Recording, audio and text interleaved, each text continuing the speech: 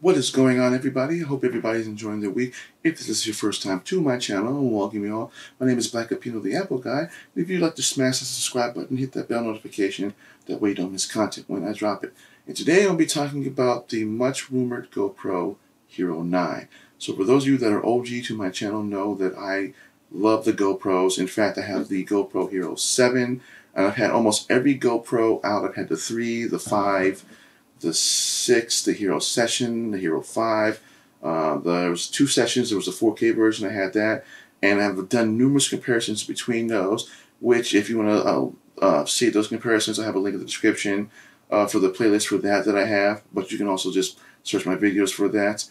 And so tomorrow being the big unveil of the GoPro Hero 9, and I'm just going to kind of go through some of the leaks and stuff that I've been hearing a lot about. So first and foremost, from what I've been reading, now these are just rumors. I don't know if they're going to be true or not, so don't blast me on this. But from what I've been understanding, the Hero 9 will be a 5K device. So if you've owned a GoPro, you know that the Hero 8 and the Hero 7 and the Hero 6 are all 4K capable devices, with the Silver being the only one being able to only do 4K 30. The Hero 7 and the Hero 8 both do 4K at 60 frames. And the 7 and the 8 introduced Hypersmooth, with the 7 being, the one that kind of ushered it in. And basically what Hypersmooth is it replaces that kind of jittery movement, no stability when you're using a GoPro. So say you're using a GoPro in an action form setting, you have it like on your bike, or you're doing some skateboarding or whatnot, it alleviates that kind of shakiness out of the video and kind of makes it more buttery smooth, or basically just kind of makes it, inline stabilization, if you will, with the 7. That was actually introduced with the 7, and then the 8 just capitalized on it with the Hypersmooth 2.0, and with the 9 coming out, they're capitalizing on that with Hypersmooth 3.0. So I don't really know how much more you can kind of squeeze out of that in terms of just how much more smoother it can get. Again, like I said, I have the 7 and I have Hypersmooth on that all the time, so I'm assuming that you might be able to use Hypersmooth at much different frame rates, I guess, or different resolutions. Because I don't know if you can do 1080 at 120 with hyperstabilization on, or even, I know you can do it with 60, I believe.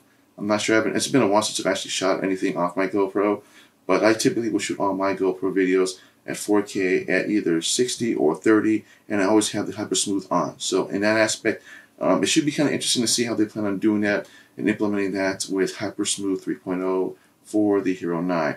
Now, in terms of just overall designs, I don't know if anyone's seen the pictures of them. I'll throw a picture up here. Supposedly that's what it's supposed to look like. It'll still keep its touch display in the back. So in terms of, I'm just going to use my 7 in reference to what the 9 might look like. It'll still keep its touchscreen in the back, from what I've seen from a lot of the picture renderings that I've seen. Now up in the front, that's where there's been a lot of debate.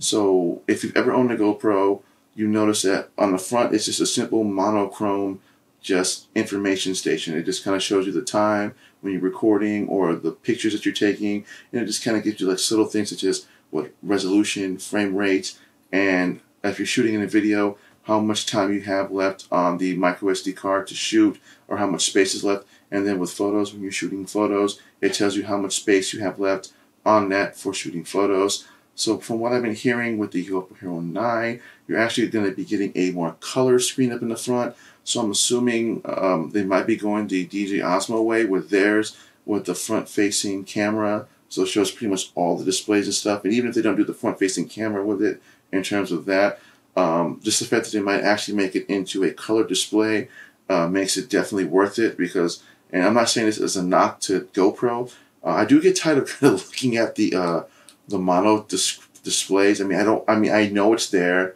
and it just looks really awful to me. And it didn't bother me at first when I had the 5 or when I had the 6, but when I had the Heroes, even when I had the Hero Session, I didn't really care about that, because again, all I had to do was hit record, and then when I was done, pulled it out and just downloaded it.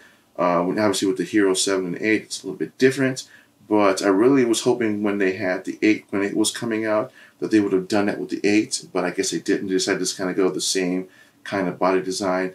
So that in that regards is I'm hoping that'll happen. And then it's supposed to be basically it'll be kind of like a larger version of the 8 in terms of you don't have to worry about needing to buy, or when you get your GoPro, it comes with, as they call, the cage, as it'll be a unibody design. So think of the 8 body in the 9, so you'll be able to like buy like the display mods for the 8. I'm assuming there'll be something like that similar for the 9 when it comes out. It's supposed to be able to do like 20 megapixel pictures, 20 megapixel pictures as opposed to the 12 on both the 8 and the 7. And then battery wise, it's supposed to be a much larger battery at a 1700 milliwatt amp battery for the 9 as opposed to the 12 for the 8 and the 7. So I'm assuming the reason for the larger battery is the ability to shoot 5K. So that in itself is pretty cool. I'm just stoked for that in terms of just what I use it for, because I do love shooting in those better resolutions because it just makes it look much smoother, and it just gives it a better, just general just better view. So I'm really looking forward to that. And if you go to their website, it does tell you 9/16/2020. So I'm not exactly sure how they're going to implement, how they plan on like kind of showing this.